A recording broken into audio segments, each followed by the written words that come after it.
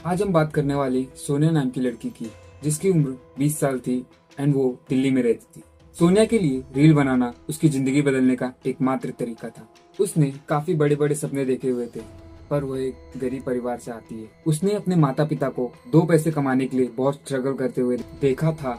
सोनिया का परिवार बिहार से था, लेकिन काम धंधे की तलाश में पूरा परिवार दिल्ली में आके बस गया था। सोनिया वेस्ट दिल्ली में नांगलोई नाम की एक सिटी में रहती थी। सोनिया के पिताजी जानवरों का खाना बेचते और उसकी मम्मी लोगों के घर जा जाके काम करती। सोनिया को पैसे के कारण 10वीं के बाद अपना स्कूल छोड़ना पड़ा, लेकिन उसने अपना सपना देखना नहीं छोड़ा था। वो अपने परिवार को इस गरीबी के दलदल से निकालना चाहती थी और वो ये भी चाहती थी कि उसका एक खुद का घर हो। इसलिए उसने सोशल मीडिया इन्फ्लुएंसर बनने का फैसला लिया। सोनिया पढ़ाई छोड़ने के बाद अपने सेविंग से स्मार्टफोन खरीदी एंड उसने रील बनाना शुरू कर दी। जब सोनिया के माता पिता काम के लिए घर से चले जाते, तब सोनिया अपने घर का पूरा काम निपटा के अपना रील बनाने के लिए निकल जाती। सोनिया को उसके ऊपर इतना कॉन्फिडेंस था कि अगर वो डेली कंटेंट अपलोड करेगी तो उसके फॉलोअर्स इंक्रीज होंगे एंड उसे पेड अपॉर्चुनिटी मिलेगी।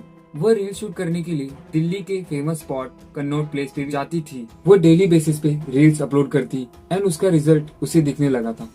उसके फॉलोअर्स बढ़ रहे थे। इन सब के साथ उसने सिलाई सीखना भी शुरू कर दिया, ताकि वो अपनी रील्स के लिए कपड़े खुद डिजाइन कर सके। इसका मतलब सिंपल सा था कि उसे हर हालत में सोशल मीडिया इन्फ्लुएंसर बनना था। धीरे धीरे सोनिया ने 7,000 प्लस फॉलोअर्स गेन कर लिए, पर किस्मत को कुछ और ही मंजूर था। सोनिया के सपनों ने अभी उड़ान भरना शुरू ही किया था, तब तक उसकी जिंदगी में एक भूत ने दस्तक दिया।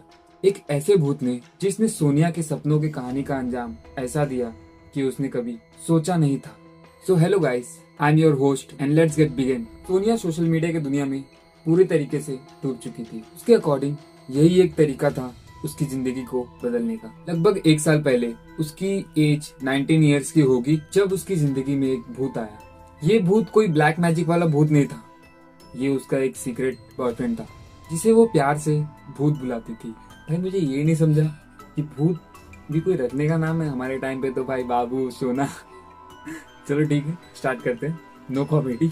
शुरुआत में सोनिया के घर वालों को इस भूत के बारे में कुछ पता नहीं था। धीरे धीरे सोनिया ने अपने इस रिलेशन को दुनिया के सामने लाना शुरू कर दिया एंड वो इंस्टाग्राम पे फोटोज भी पोस्ट करने लगी। सोनिया अपने भूत के प्यार में इतनी पागल हो चुकी थी, इतनी पागल, उसको उस भूत के अलावा कुछ सुनाई और दिखाई नहीं देता था। सोनिया के बिहेवियर इतना चेंज हो चुका था कि उसकी मम्मी और बहन को डाउट जा रहा था कि उसका कोई बॉयफ्रेंड है, पर उसकी मम्मी को ये आइडिया नहीं था कि वो लड़का कहाँ पे रहता है, क्या करता है एंड ऑल दैट। जब सोनिया की फैमिली ने सोनिया से बात करने की कोशिश की इस बारे में, तब सोनिया ने बताया कि वो एक भूत है।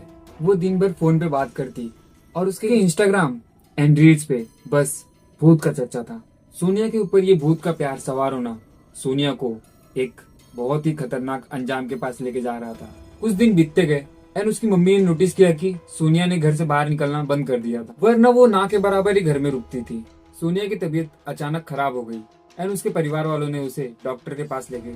चेकअप के दौरान ये पता चला कि सोनिया 5 महीने की प्रेग्नेंट थी और वो अभी बस 20 साल की थी। अब सोनिया की लाइफ में कुछ ऐसा होने वाला था कि उसने कभी ये सोचा भी नहीं होगा। सोनिया ने अपने इंस्टाग्राम स्टोरी पे 61 वीक्स पहले एक स्टोरी लगाई थी, जब सोनिया और उसका भूत पहली बार एक दूसरे से मिले होंगे। संजू बताया था और वो हरियाणा से बिलोंग करता है, लेकिन संजू अपने फैमिली के साथ सोनिया के पड़ोस में ही रेंट पे रहता था। दोनों की उम्र 19 से 20 साल के आसपास थी। थोड़े टाइम के रिलेशन में ही सोनिया अपने भूत को अपना पति मानने लगी थी। जब सोनिया 7 महीने की प्रेग्नेंट हो चुकी थी, तब उसने अपने परिवार को बता दिया था कि इस बच्चे का बाप संजू है। सोनिया अपनी पूरी जिंदगी संजू के साथ बिताना चाहती थी, क्योंकि सोनिया ने उसे अपना हस्बैंड मान लिया था। संजू ने सोनिया को एक बात पहले ही बता रखी थी कि वो भले ही अपने परिवार के साथ रहता है, पर उसके परिवार ने उसे बेदखल कर रखा है। जैसे ही डिलीवरी डेट नजदीक आ रही थी, वैसे ही सोनिया अपनी न्यू लाइफ को लेके बहुत एक्साइटेड थी। सोनिया की संजू से कोई शादी नहीं हुई थी, फिर भी सोनिया ने 2024 में संजू के लिए करवा चौथ का व्रत रखा था। कम उम्र में सोनिया ना सिर्फ बच्चे की मां बनने वाली थी, बल्कि वो शादीशुदा महिलाओं की तरह एक्ट कर रही थी। सब देख के उसके परिवार वालों ने भी मजबूरन उसका रिलेशनशिप एक्सेप्ट कर लिया था। करवा चौथ के दूसरे दिन सोनिया अपने सब कपड़े पैक करके घर से निकल गई। जाते जाते सोनिया ने अपनी बहन से ये बोला कि संजू की फैमिली उसे कभी एक्सेप्ट नहीं करेगी और वो संजू के साथ अलग से अपना घर बसाएगी। जब सुबह के 5 बज रहे थे, सोनिया की मम्मी की आंख खुली और उन्हें पता चला कि सोनिया घर छोड़ के जा चुकी है। उसकी मम्मी ने उसे कॉल किया पर उसका फोन स्विच ऑफ था और कुछ घंटे बाद जब उसकी मम्मी ने वापस कॉल ट्राई किया तब वो उस साइड से संजू ने फोन उठाया एंड उसने कहा कि मैं संजू बोल रहा हूँ। और उसने कहा तुम्हारी बेटी तुम सबसे नफरत करती है और वो तुम सब में से किसी से भी बात नहीं करना चाहती। तुम लोग उसे बार बार कॉल करके परेशान करना बंद कर दो। सोनिया की मम्मी संजू से बार बार रिक्वेस्ट करती कि मेरी बेटी से मेरी बात करा दो, पर संजू की बात कराने से हर बार मना कर देता। पूरे दिन सोनिया से बात करने की कोशिश कामयाब होने के बाद रात को 11 बजे सोनिया के भाई ने उसे फिर से कॉल किया, लेकिन संजू ने फिर से वही बोला कि वो तुम लोग से बात नहीं करना चाहती है। पर इस बार सोनिया के भाई को पीछे से कुछ लोगों की आवाजें आ रही थी। तभी उसके भाई के कानों में कुछ ऐसा सुनाई दिया जिससे उसे महसूस हुआ कि कुछ बड़ी अनहोनी होने वाली है। उसे फोन पे ये आवाज आ रही थी कि ये सुनने के बाद सोनिया का परिवार तुरंत पास के पुलिस स्टेशन कंप्लेंट दर्ज कराने पहुंचे। पुलिस वालों ने केस फाइल करने से मना कर दिया और कहा कि लड़की बालिग है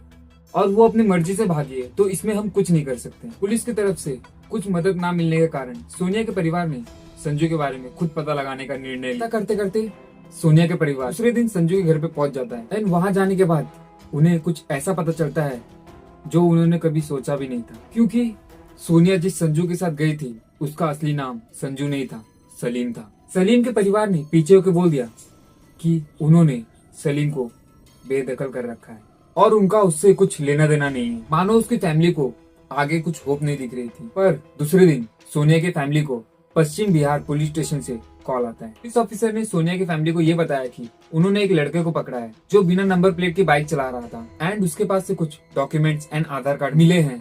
वो डॉक्यूमेंट्स सोनिया एंड उसके फादर के थे जो सोनिया अपने साथ लेके चली गई थी। सोनिया का परिवार वापस अपने पास के पुलिस स्टेशन पहुंची एंड उन्होंने सारी बात वो पुलिस स्टेशन में बता दी। दिल्ली पुलिस ने वो लड़के को बिहार से दिल्ली लेके आए एंड ये लड़का कोई और नहीं सलीम उर्फ संजू था। पुलिस वालों ने सलीम से पूछा तो सलीम ने ये बोला कि सोनिया अब किसी से मतलब नहीं रखना चाहती है। पर जैसे ही उसे पुलिस के डंडे पड़े उसने सारा सच बोलना शुरू कर दिया था। ये सब एक सोची समझी साजिश थी जिसमें सोनिया को बहुत चालाकी से फंसाया गया था। जब सोनिया करवा चौथ के बाद वाले दिन अपने घर से निकली थी तब सलीम उसे कार से पिक करने आया था जो उसने रेंट पे लिया था। संजू ने रास्ते में अपने दो दोस्त ऋतिक और पंकज को भी पिक किया एंड सभी स्वागत के लिए निकल गए। सोनिया सलीम से शादी करने के लिए प्रेशर डालती है पर सलीम उसे इंतजार करने के लिए बोलता है। जब उनकी गाड़ी रोहतक से बहादुरगढ़ के हाईवे के बीच में थी तब उन दोनों के बीच में झगड़ा शुरू हो गया, क्योंकि सोनिया अपना सब कुछ छोड़ के सलीम के साथ घर बसाने का सपना लेके आई थी।